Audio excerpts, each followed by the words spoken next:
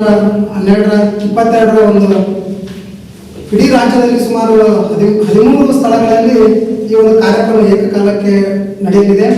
ಆ ಒಂದು ನಿಟ್ಟಿನಲ್ಲಿ ಬಾಗಲಕೋಟೆ ಜಿಲ್ಲೆಯಲ್ಲಿ ನಮ್ಮ ಬಾಗಲಕೋಟೆ ಜಿಲ್ಲೆಯಲ್ಲಿ ಬರ್ತಕ್ಕಂಥ ಎಲ್ಲ ತಾಲೂಕುಗಳ ಒಳಗೊಂಡು ಒಂದು ಬೃಹತ್ ಸಮಾವೇಶವನ್ನು ಮಾಡಲು ಇಚ್ಛಿಸಿದ್ದು. ಆ ಒಂದು ಸಭೆಗೆ ಇಡೀ ರಾಜ್ಯಾದ್ಯಂತ ಏನು ಕಳೆದ ಒಂದು ಸರ್ಕಾರದ ಒಂದು ನಿರ್ಧಾರ ಆಗಲಿ ಅಥವಾ ಎಜೆ ಸದಾಶಿವ ಆಯೋಗ ಅಂತಕ್ಕಂಥ ಒಂದು ವಿಚಾರವನ್ನು ಇಟ್ಕೊಂಡು ಸುಮಾರು 3 ದಶಕಗಳ ಕಾಲ ಹೋರಾಟದ ಒಂದು ವಿಚಾರವನ್ನು ಈ ಒಂದು ಸಮಾವೇಶದಲ್ಲಿ ಚರ್ಚಿಸಲಿದ್ದು, ಈ ಒಂದು ಸಮಾವೇಶದ ದಿವ್ಯ ಸಾನ್ನಿಧ್ಯವನ್ನು ನಮ್ಮ ಸಮಾಜದ ಚಿತ್ರದುರ್ಗದ ಬಸವಮೂರ್ತಿ ಮಾದಾರಿ ಚೆನ್ನೈ ಶ್ರೀಗಳು ಈ ಒಂದು ಸಮಾವೇಶದ ಒಂದು ಉಪಸ್ಥಿತಿಯನ್ನು ದಿವ್ಯ ಸಾನ್ನಿಧ್ಯವನ್ನು ವಹಿಸುತ್ತಿದ್ದಾರೆ. ಅದರ ಜೊತೆಗೆ ಬಸವರಾಜ ಮಂತಿನವರು ನಮ್ಮ ಗುಲ್ಬರ್ಗ ಗ್ರಾಮೀಣ ಶಾಸಕರು ಕೂಡ ಅವರು ಈ ಒಂದು ಸಭೆಗೆ ಆಗಮಿಸಲಿದ್ದಾರೆ. ಅದರ ಜೊತೆಗೆ ನಮ್ಮ ಬಾಗಲಕೋಟೆ ಜಿಲ್ಲೆಯ ಮಾಜಿ ಉಸ್ತುವಾರಿ ಸಚಿವರು ಮತ್ತು ಕರ್ನಾಟಕ ರಾಜ್ಯದ ಉಪಮುಖ್ಯಮಂತ್ರಿಗಳಾದ ಸನ್ಮಾನ್ಯ ಶ್ರೀ ಗೋವಿಂದ ಕಾರಜೋಳ ಸಾಹೇಬರು ಮತ್ತು ಈ ಕ್ಷೇತ್ರದ ಶಾಸಕರು, ಬಾಗಲಕೋಟೆ ಮತಕ್ಷೇತ್ರದ ಶಾಸಕರು, ಬೀಳಗಿ, ಜಮಖಂಡಿ, ಮುಧೋಳ ಎಲ್ಲ ಮಾಜಿ ಶಾಸಕರು ಕೂಡ ಒಂದು ಸಭೆಯಲ್ಲಿ ಭಾಗಿಯಾಗಲಿದ್ದು, ಈ ಒಂದು ಸಭೆಯ ಉದ್ದೇಶ ಕಳೆದ 3 ದಶಕಗಳ ಕಾಲ ಹೋರಾಟವನ್ನು ಮಾಡಿದ್ದೀವಿ. ಆ ಹೋರಾಟದಲ್ಲಿ ಹಲವಾರು ನಮ್ಮ ನಾಡಿನ ಸರ್ಕಾರಗಳು ನಮ್ಮ ಈ ಒಂದು ಬೇಡಿಕೆಗೆ ಆಯಾ ಸರ್ಕಾರಗಳು ಏನು ನಿರ್ಧಾರಗಳನ್ನು ತೆಗೆದುಕೊಂಡು ಯಾವ್ಯಾವ ಸರ್ಕಾರದ ಅವಧಿಗಳೊಳಗೆ ಏನೆಲ್ಲ ಚರ್ಚೆಗಳು ನಡೆದವು, ಮುಂದೆ ನಮ್ಮ ಈ ಒಂದು ಮುಂದಿನ ದಿವಸ ಏನಾಗಬೇಕಾಗಿದೆ ಅನ್ನೋದ್ರ ಬಗ್ಗೆ ವಿಸ್ತೃತವಾದ ಒಂದು ಚರ್ಚೆಯನ್ನು ನಮ್ಮ ಕರ್ನಾಟಕ ರಾಜ್ಯದ RSS ಮುಖಂಡರಾದಂಥ ವಾದಿರಾಜ್ ಅವರು ಕೂಡ ಈ ಕಾರ್ಯಕ್ರಮವನ್ನು ಉದ್ದೇಶಿಸಿ ಉಪನ್ಯಾಸವನ್ನು ನೀಡಿದ್ದಾರೆ. ಕಳೆದ 2012ರಲ್ಲಿ ಸನ್ಮಾನ್ಯ ಶ್ರೀ ಸದಾನಂದ ಗೌಡರು ಮುಖ್ಯಮಂತ್ರಿ ಇದ್ದಂಥ ಸಂದರ್ಭದೊಳಗೆ ಬೆಳಗಾವಿ ಅಧಿವೇಶನದೊಳಗೆ ಡಿಸೆಂಬರ್ ತಿಂಗಳಲ್ಲಿ ಅಧಿವೇಶನ ನಡೀತಾ ಇತ್ತು 2012ರಲ್ಲಿ. ಅಲ್ಲಿ ಸಮುದಾಯದ ಮೇಲೆ ಗೋಲಿಬಾರ್ ಲಾಠಿ ಚಾರ್ಜ್ ಆಯಿತು. ಮತ್ತು ಮಂಡನೆಯಾದ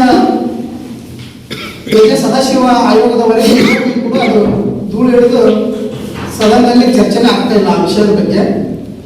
ಕಳೆದ ಅವಧಿಯಲ್ಲಿ ಬೊಮ್ಮಾಯಿ ಸರ್ಕಾರ ಒಂದು ವಿಶೇಷವಾದ ಕಾಳಜಿಯನ್ನು ತೆಗೆದುಕೊಂಡು ಸ್ವತಂತ್ರ ಸಿಕ್ಕಿ ಇವತ್ತು 75 ವರ್ಷ ನಾವು ಗತಿಸಿದ್ರು ಕೂಡ ಯಾವ ಒಂದು ಸರ್ಕಾರವು ಕೂಡ ಮೀಸಲಾತಿಯನ್ನು ಹೆಚ್ಚಳ ಮಾಡಿದ್ದಿಲ್ಲ. ಆ ಒಂದು ನಿರ್ಧಾರವನ್ನು ನಾವು ತೆಗೆದುಕೊಂಡು ಪರಿಶಿಷ್ಟ ಜಾತಿಯವರಿಗೆ 15 ಇದ್ದಿದ್ದನ್ನು 17% ಹೆಚ್ಚಳ ಮಾಡಿ, ಪರಿಶಿಷ್ಟ ಪಂಗಡದವರಿಗೆ 3% ಇದ್ದಿದ್ದನ್ನು 7% ಹೆಚ್ಚಳ ಮಾಡಿ, ಆ ಒಂದು 17%ದೊಳಗೆ ಈ ಒಂದು ಸಮುದಾಯದ 101 ಜಾತಿ ಪರಿಶಿಷ್ಟ ಜಾತಿಯಲ್ಲಿ 101 ಜಾತಿಗಳು ಇರೋದ್ರಿಂದ ಬಹುಸಂಖ್ಯಾತರಿರ್ತಕ್ಕಂಥ ವಿಶೇಷವಾಗಿ ಮಾದಿಗ ಸಮುದಾಯದವರಿಗೆ ಮತ್ತು ಚಲವಾದಿ ಸಮುದಾಯದವರಿಗೆ ಸರ್ಕಾರದ ಒಂದು ಶಿಕ್ಷಣದಲ್ಲಿ ಮತ್ತು ಉದ್ಯೋಗದಲ್ಲಿ ನಮ್ಗೆ ಬಹಳ ಹಿನ್ನಡೆ ಆಗಿತ್ತು. ಆ ಹಿನ್ನೆಲೆಯೊಳಗೆ ಅವರಿಗೆ ಆ ಒಂದು ಒಳಮೀಸಲಾತಿಯನ್ನು 17ರೊಳಗೆ ಸಮಾನವಾಗಿ ಹಂಚಿಕೆಯನ್ನು ಮಾಡಿ ಉಳಿದ ಎಲ್ಲ ಸಮುದಾಯಗಳಿಗೂ ಕೂಡ ಒಂದು 4-5 ಭಾಗಗಳನ್ನು ಮಾಡಿ ಹಂಚಿಕೆಯನ್ನು ಮಾಡಿದ್ದು ಬೊಮ್ಮಾಯಿ ಸರ್ಕಾರ. ಅವರು ಕೇಂದ್ರ ಸರ್ಕಾರ ಕೂಡ ಅದನ್ನು ಶಿಫಾರಸು ಮಾಡಿದ್ದು ಕೂಡ ಗೊತ್ತು.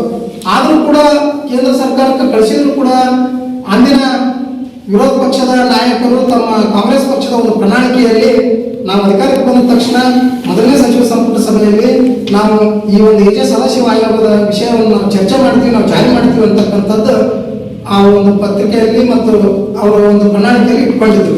ಆದರೆ ಇವತ್ತು ಸರ್ಕಾರ ರಚನೆಯಾಗಿ 6 ತಿಂಗಳಾಯಿತು. 2 ಅಧಿವೇಶನ ಆದವು.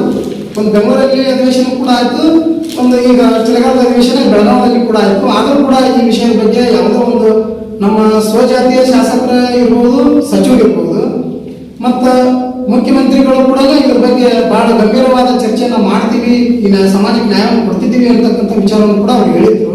ಆದ್ರೆ ಯಾಕೆ ಅವರು ಈ ವಿಷಯದ ಬಗ್ಗೆ ಚಕ್ರ ಎತ್ತಿಲ್ಲ ಅಂತ ಅದು ಗೊತ್ತಾಗ್ತಿಲ್ಲ. ಆ ನಿಟ್ಟಿನೊಳಗೆ ಇವತ್ತು ನಮ್ಮ ಉದ್ದೇಶ ಈ ಒಂದು ರಾಜ್ಯದ ಏನಿದೆ ಮಾದಿಗ ಮುನ್ನಡೆ ಅಂತಕ್ಕಂಥ ಸಮಾವೇಶದ ಉದ್ದೇಶ ಏನಂತಂದ್ರೆ, ನಮ್ಮ ನಾಡಿನ ಸರ್ಕಾರಗಳು ಅವರವರ ನಿಲುವುಗಳು ಏನಿದ್ದಾವೆ, JDS-ದವರು ಕೂಡ ಅಧಿಕಾರಕ್ಕೆ ಬಂದರು, ಅವರು ಪ್ರಣಾಳಿಕೆಗಳು ಇಟ್ಟಿದ್ರು, ಅವ್ರಿಗೆ ಸ್ವತಂತ್ರವಾಗಿ ಅಧಿಕಾರವನ್ನು ಚಲಾಯಿಸಲಿಕ್ಕೆ ಆಗಲಿಲ್ಲ.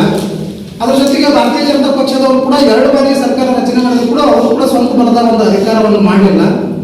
ಸ್ವಂತ ಬಲದ ಅಧಿಕಾರ ಮಾಡಿದ್ದು ಕಾಂಗ್ರೆಸ್ ಪಕ್ಷ 2 ಅವಧಿಯೊಳಗೆ, ಒಂದು 2013ರಿಂದ 18ರವರೆಗೆ ಮತ್ತು 23ರಿಂದ ಈಗ 2 ಅವಧಿಯೊಳಗೂ ಕೂಡ ಸನ್ಮಾನ್ಯ ಶ್ರೀ ಸಿದ್ದರಾಮಯ್ಯನವರು ಮುಖ್ಯಮಂತ್ರಿ ಇದ್ದಾರೆ. ನಿಜವಾಗ್ಲೂ ಅವರು 5 ನಾಯಕರು ಅಂತ ಹೇಳ್ತಿದ್ದಾರೆ. ಇವರು ವರ್ಗದ ನಾಯಕರು ಅಂತ ಬಿಂಬಿಸಿಕೊಂಡಿದ್ದಾರೆ. ಆದರೆ ಈ ಒಂದು ವಿಷಯದೊಳಗೆ ಅವರು ಬಹಳ ಅನ್ಯಾಯ ಮಾಡ್ತಿದ್ದಾರೆ ಅಂತೇಳಿ ನಮ್ಮ ಭಾವನೆ. ಆ ನಿಟ್ಟಿನೊಳಗೆ ಇವತ್ತು ಆ ಒಂದು ನಿಲುವುಗಳು ಯಾಕೆ ಇವರ ನಿಲುವುಗಳು ಬದಲಾವಣೆ ಆಗ್ತಾ ಇದ್ದಾವೆ?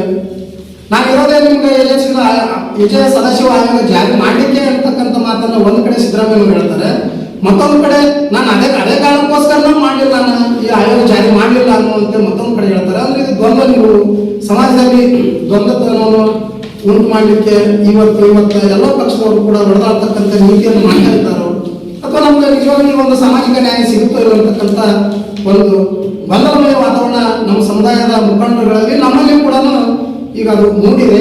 ಆ ನಿಟ್ಟಿನೊಳಗೆ ಇವತ್ತು ಈ ಒಂದು ರಾಜ್ಯದೆಲ್ಲೆಡೆ ಮಾದಿಗ ಮುನ್ನಡೆ ಇರತಕ್ಕಂಥದ್ದು ಮಾದಿಗರ ಆತ್ಮಗೌರವ ಸಮಾವೇಶವನ್ನು ನಾವು ಇವತ್ತು ಬಾಗಲಕೋಟೆ ಜಿಲ್ಲೆಯಲ್ಲಿ ಹಮ್ಮಿಕೊಂಡಿದ್ದೀವಿ. ಈ ಸಮಾವೇಶಕ್ಕೆ ಅಲ್ಲೇ ಬಾಗಲಕೋಟೆ ಹುನಗುಂದ ಬೀಳಿಗೆ ಶಿಕ್ಷಕವ್ರನ್ನ ನಾವು ಕರ್ಕೊಂಡು ಟ್ರಕ್ ಬಸ್ ಏನೋ ಗಾಡಿ ಮಾಡ್ಕೊಂಡು ಕರ್ಕೊಂಡು ಹೋಗಿ ಜನ ತೋರಿಸೋದಲ್ಲ. ಪ್ರತಿ ಊರಿನಲ್ಲಿ ನಮ್ಮ ಕೇರಿಯಲ್ಲಿರ್ತಕ್ಕಂಥ ಪ್ರತಿ ಗ್ರಾಮದಿಂದ ಒಬ್ಬ ವ್ಯಕ್ತಿ ಬಂದ್ರೆ ಸಾಕು. ಆ ಕಾರ್ಯಕ್ರಮದ ಉದ್ದೇಶ, ಗುರಿ ಮತ್ತು ಉದ್ದೇಶ ಅವ್ರಿಗೆ ಅರ್ಥ ಆಗಬೇಕು.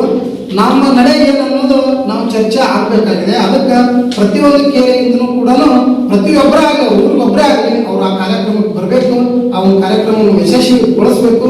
ಮುಂದಿನ ಅಲ್ಲಿ ನಡೀತಕ್ಕಂಥ ವಿಚಾರಗಳನ್ನು ನಾವು ತಿಳಿದುಕೊಳ್ಳೋದ್ರ ಜೊತೆಗೆ ನಮ್ಮೂರಲ್ಲಿ ಇರ್ತಕ್ಕಂಥ ಯುವಕರಿಗೂ ಪ್ರಜ್ಞಾವಂತವರಿಗೆ ಇದು ಶಿಕ್ಷಣವನ್ನು ಹೊಂದಿರತಕ್ಕಂಥವ್ರಿಗೆ ನಾವು ಕೂಡ ಆ ಒಂದು ವಿಷಯವನ್ನು ಹೇಳೋದ್ರ ಜೊತೆಗೆ ಮುಂದಿನ ದಿನದಲ್ಲಿ ಏನು ನಿರ್ಣಯಗಳು ಅಲ್ಲಿ ಚರ್ಚೆಗಳಾಗ್ತಾವೋ ಅದನ್ನ ಬದ್ರಿರ್ಬೇಕಂತಕ್ಕಂಥ ಉದ್ದೇಶ ಇಟ್ಕೊಂಡು ಇವತ್ತು ನಾವು ಈ ವಿಷಯ ಪತ್ರಿಕೆ ಮೂಲಕ ಮತ್ತು ಟಿವಿ ಮಾಧ್ಯಮದ ಮೂಲಕ ಹೋಗಲಿ, ಇತರರಿಗೂ ಆ ವಿಷಯ ಮುಟ್ಲಿ ಅಂತಕ್ಕಂಥ ಉದ್ದೇಶದಿಂದ ಇವತ್ತು ಈ ಪತ್ರಿಕಾಗೋಷ್ಠಿಯನ್ನು ಕರೆದಿದ್ದೇವೆ.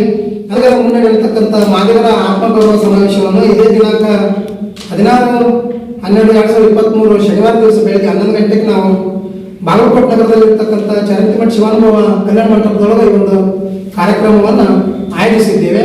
ಈ ಒಂದು ಕಾರ್ಯಕ್ರಮಕ್ಕೆ ಹೆಚ್ಚಿನ ಸಂಖ್ಯೆ ಒಳಗ ನಮ್ಮ ಹುನಗುಂದ ತಾಲೂಕು ಮತ್ತು ಇಳಕಲ್ ತಾಲೂಕಿನ ಮಾದಿಗ ಸಮಾಜಗಳು ಮತ್ತು ಮಾದಿಗ ಸಂಬಂಧಿತ ಉಪಜಾತಿಗಳ ಸಮುದಾಯದ ಎಲ್ಲರೂ ಈ ಒಂದು ಕಾರ್ಯಕ್ರಮಕ್ಕೆ ಬಂದು ಆ ಕಾರ್ಯಕ್ರಮ ಯಶಸ್ವಿಗೊಳಿಸಬೇಕಂತ ಅವರಿಗೆ